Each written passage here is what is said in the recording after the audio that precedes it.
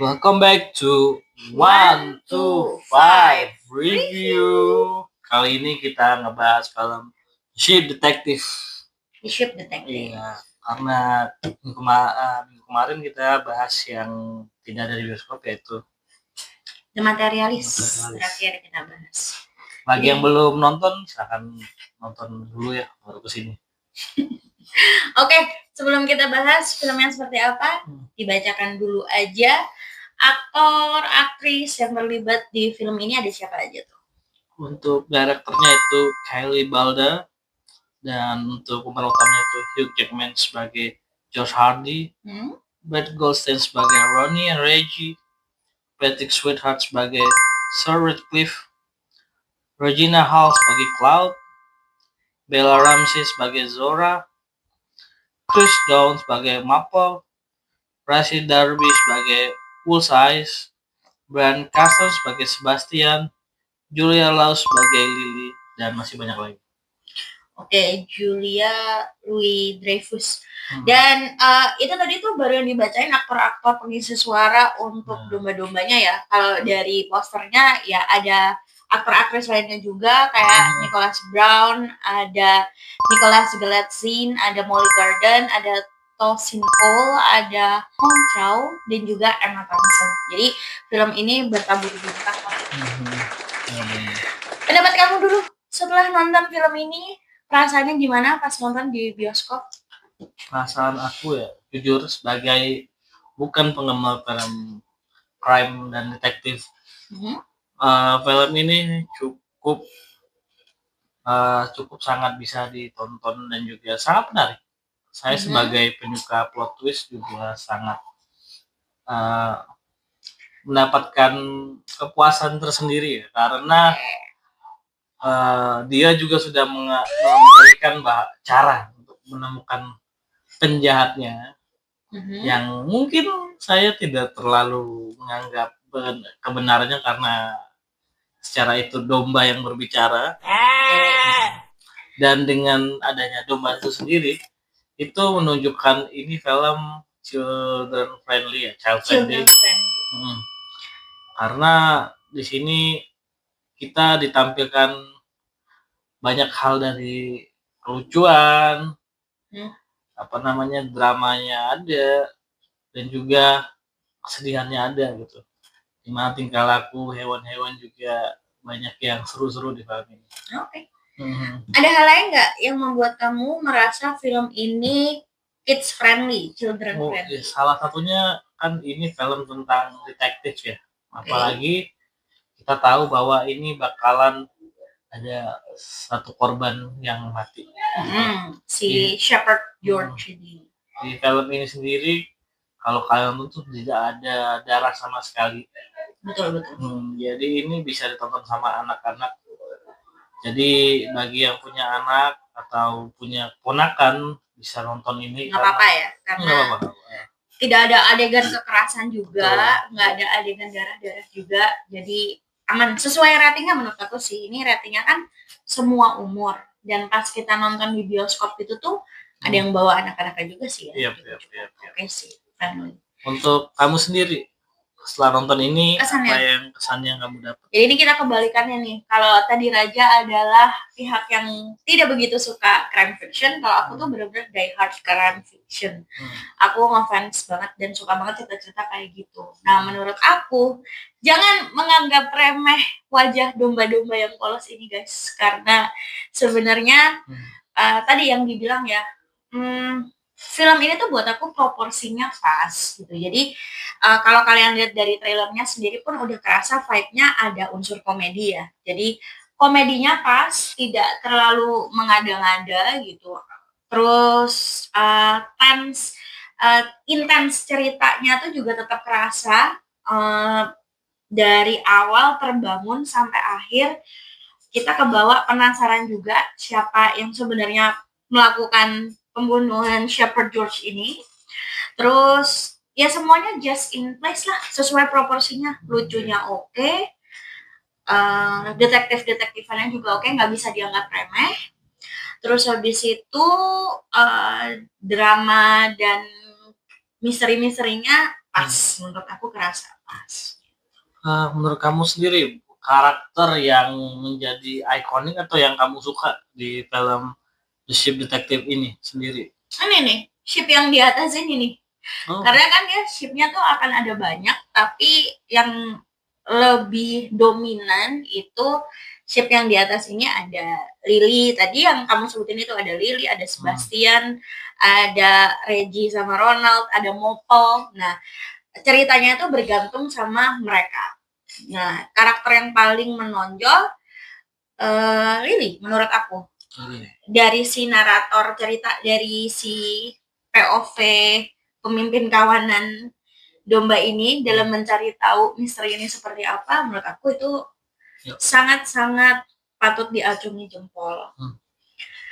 Pinter tapi nggak sotoy, nggak mengecilkan audiens gitu loh. Kadang-kadang menurut aku film detektif itu, si detektifnya itu terlalu sok pinter di kepala dia, sehingga semua orang tuh kayak terlalu untuk memecahkan misteri ini. Contoh, misalnya kayak Sherlock Holmes gitu ya, dia kan kayak masa kayak gini aja harus aku yang ngasih tahu, kalian masih gini aja nggak tahu. Nah, vibe seperti itu tuh nggak ada. Jadi menyenangkan untuk diikuti dari awal sampai habis. Kalau kamu, karakter buat kamu yang berkesan nih banyak nama besar, banyak karakter-karakter yang ikonik juga. Kamu yang buat kamu berkesan ya, Pak? Kalau aku sih udah pasti si Pak Polisi ya. Pak Polisi? Iya, Pak Polisi. Karena Pak Polisi ini, maaf, nanti ada kayak mereka acara ngumpul gitu, orang-orang yang bersangkutan nanti. Dia salah satu yang tidak mungkin menjadi karakter pembunuh. Oke. Karena dia ada full di situ gitu. Ya dari trailernya sih kelihatan dia bukan polisi yang capable. Kenapa penampilan dia berkesan? Mungkin itu aja singkatnya, biar nggak terlalu banyak spoiler nih. Karena salah satunya dia itu yang tadi dia bodoh, tapi dengan bantuan dari domba yang dia awalnya skeptis gitu ngelihat, tapi dengan banyak hal yang anomali tiba-tiba datang gitu, menjadikan dia mempercayai dalam dirinya, benar mereka ini membantu saya. Jadi kayak banyak clue yang dia terima tuh dari situ. Jadi dari awal dia sudah dibikin role-nya full, endingnya bakal membuat terkenal. Wow. Aku setuju sih sama kamu, karakter polisi ini cukup ngegemesin ya, kebodohannya itu, ketidak-capable-nya dia itu bikin kesel di awal. Tapi ya kalian akan melihat perubahan karakter di polisi. Benar. Aktor-aktris yang berkesan udah, karakter berkesan udah, mungkin bagian atau scene yang buat kamu kayak nancep atau memorable? Memorable ya? Itu di scene waktu si Sebastian ngaku ke si Lily bahwa dia itu dari festival dan dia itu lahir di winter. Karena kenapa dia selama ini dari awal dia menunjukkan dia seorang yang lonely wolf. Iya, loner. Karena dia berbeda, karena kalian nanti ini nggak terlalu spoiler lah, ini emang normalnya itu bahwa mereka semua tuh lahir di summer kalau nggak salah. Jadi ketika ada anak domba yang lahir di luar itu, mereka dikeluarin dari circle perdombaan ini gitu. Jadi kalau kata Sebastian, kenapa kamu suka scene pas dia diadopsi oleh Shepherd George? Justru bukan di situ, justru ketika suatu kejujuran itu yang menampar si Lily, karena dia sendiri yang walaupun tidak baik, kalau dia kayak dia mempercayai tahayul, dia mempercayai kalau di bulan winter tuh bukan masuk circle domba, tapi ternyata orang yang pengen dimasukin ke circle itu ya si Sebastian ini yang terlihat sangat kuat, karena mereka butuh seseorang yang kuat gitu untuk menjaga kawanan. Karena Lily sebagai pemimpin, dia butuh orang seperti itu. Nah, setelah dia jujur, baru dia sadar semua itu nggak mesti harus sesuai apa yang diceritain di inilah tahayul gitu. Ternyata mereka membutuhkan Sebastian, dan Sebastian tidak bisa menerima karena dia udah merasakan dia tuh dikucilkan dari circle-nya karena kelahirannya di bulan di winter gitu. Bagian itu juga cukup menarik ya. Mungkin penonton bisa ngasih tahu kita nih, apa sih, kan kayaknya shepherd itu bukan budaya kita ya, kayak shepherd gini. Bedanya winter sheep sama summer sheep itu apa? Spring yang sheep itu tuh apa gitu. Mungkin ada maknanya tersendiri. Tapi dari scene yang kamu bilang, aku suka waktu Sebastiannya bilang tuh, kalau kamu menanamkan kayak gitu, winter sheep itu tuh tidak diinginkan, berbeda, bla bla bla. Itu kalau diulang terus seseorang itu yang dikucilkan akan mempercayai hal itu. Betul, nah itu menurut aku salah satu pesan yang benar. Terima kasih, scene itu sangat membekas. Oke. Kalau udah scene aku belum ditanya. Scene. Iya, ini kan kalau dari scene saya udah gitu. Sekarang giliran dari Putri, scene yang sangat membekas dan pengen diceritain ke teman-teman gitu. Scene pada saat Lily memahami kemanakah domba-domba yang sudah tiada itu. Menurut aku itu juga salah satu highlight dari Ship Detective ya, karena dia memberikan gambaran yang halus banget untuk kehilangan itu seperti apa sih, menjelaskan tentang kematian itu seperti apa sih gitu. Jadi kematian tentang temennya, tentang shepherdnya, itu cara yang halus untuk dikenalkan ke anak-anak, karena kan ini anak-anak. Kayaknya pertanyaan-pertanyaan kritis itu muncul di kepala anak-anak juga lah, dan film ini memperkenalkan perasaan gak enak itu, ditinggal temen, losing karena death itu dengan halus. Iya. Sangat-sangat mendalam tapi lucu gitu. Jadi tapi mereka punya ilmu untuk menjadi MIB. Kenapa jadi MIB? Spoiler, kalian harus nonton aja sih. Yang mau ngasih tahu nanti terlalu spoiler, jadi kalian nggak terlalu tertantang buat nonton. Oke lah. Makanya ada kemampuan mereka tuh seperti MIB. Oke, ini adalah scene terfavorit. Mungkin kekurangan, kelebihan, kalau ada yang mau di-highlight dari film ini? Kalau kekurangan itu sendiri, kalau aku lihat sih nggak terlalu gimana ya, nggak terlalu berpengaruh sih, nggak terlalu dalam. Minor ya berarti. Iya, minor.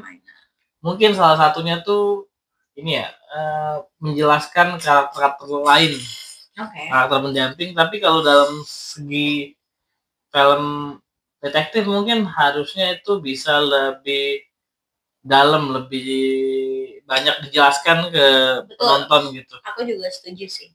Jadi sebenarnya karena kalian kalau nonton kelihatan lah mana yang paling banyak dijelasin, mana yang karakter minor yang tidak terlalu banyak dijelasin. Benar, aku setuju. Di film-film detektif atau crime seperti ini kan nanti pasti akan ada tersangka dong, ada orang yang dicurigai.